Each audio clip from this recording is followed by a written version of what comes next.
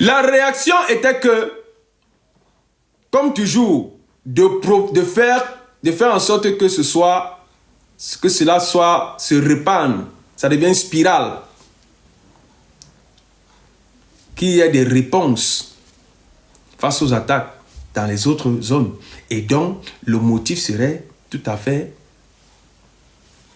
assez simple et facile à dire pour éradiquer, pour commencer l'extermination. Elimbi Lobé, de son côté, vient sur les réseaux. On est en train de parler de quelque chose. Il a, je ne vais pas revenir exactement, mais il sort Ernest Ouandjé, qu'il précise comme étant Ernest Ouandjé de Bamileke. Parce que je dis toujours, le rapport avec le texte que j'ai lu, c'est que le tribalisme a échoué. Merci Karen. Monsieur Biya a échoué dans le tribalisme. L'arme fatale n'est pas passée. Il revient maintenant pour dire aux gens qu'en fait, nous, on n'a jamais pensé ça. Nous, on a toujours travaillé pour que ça ne se passe pas. Nous, on a toujours tout fait pour que ça n'arrive pas. Lorsque à Meyo, il s'est passé ce qui s'est passé, vous avez vu un communiqué du gouvernement? Vous avez vu le gouvernement, le chargé de la communication, Monsieur Sadi, n'a pas fait de sortie pour condamner. Celui qui ne parle pas consent. Ils étaient consentants de ce qui s'est passé. Vous savez, je vous ai dit que je vais remonter l'histoire et ça va faire mal. Mais c'est l'histoire. Voyez-moi comme un petit frère.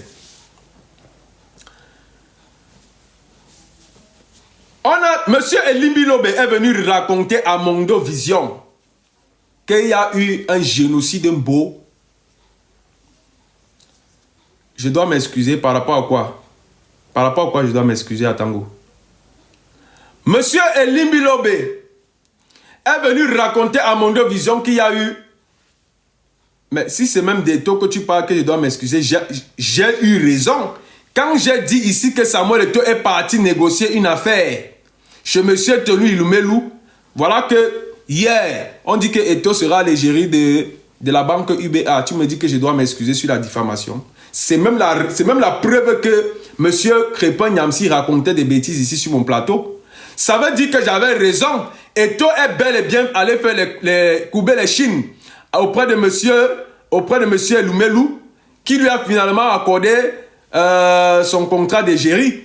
Il vient me dire que je dois demander les excuses de diffamation. Mais c'est vous qui me devez les excuses. Vous me devez les excuses, monsieur Atango. Et bref, ça c'est une parenthèse. Quand monsieur Elimbi Lobé est parti dire à Mondo Vision qu'il y a eu un génocide Mbo, il n'y a jamais eu de génocide. Il n'y a jamais eu un génocide de Bamileke sur l'Mbo. Il y a eu un génocide de Bamileke dans le Mungo. Et je vous explique. Le général Lamberton a un projet d'éliminer la race Bamileke, d'exterminer les Bamileke. L'administration étant néocoloniale, tout ça là, les Amadou Ahidjo, tout ça là, c'était des choses tissées avec eux. Hein. C'est pour ça que je vous dis, à l'époque là, il y a beaucoup... Pourquoi la France a déclassifié l'histoire de beaucoup d'histoires? Pourquoi on ne déclassifie pas l'histoire du Cameroun? Pourquoi les archives concernant au sein des Afanda, tous, pourquoi ça reste toujours des dossiers confidentiels? Parce que même les gens qui sont au régime, qu'on mette ça à la disposition, ils ne vont pas rester même 2 jours au pouvoir. C'est cruel. C'est démoniaque, c'est satanique. C'est machiavélique ce qu'ils ont fait à nos héros nationaux. Monsieur Lamberton est venu avec le projet là au Cameroun. Il a d'exterminer les Bamileke.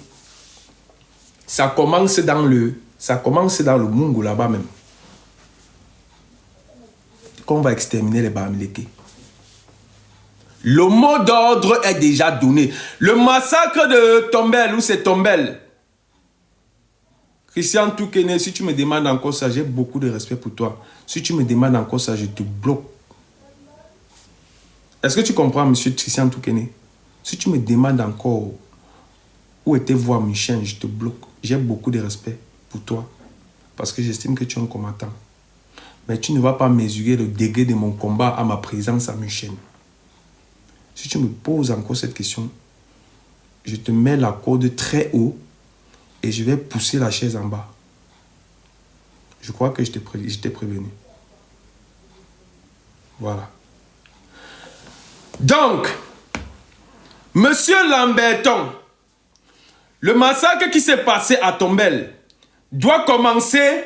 Le mot d'ordre est donné dans l'armée, hein, gendarmerie, tout ce que vous voulez. On a déjà donné le mot d'ordre. Si tu viens d'arriver dans le live, c'est Miss Lolo. Tu t'assois, tu prends ton tabouret, tu ouvres tes oreilles, tu vas comprendre. Qu'est-ce qui va se passer? Le massacre qu'il y a eu à Tombelle, ça doit commencer. En fait, c'est un truc ça doit se poursuivre. C'est un truc qui doit se généraliser. Le massacre des Bamileke. Monsieur Elumbi a renversé l'histoire.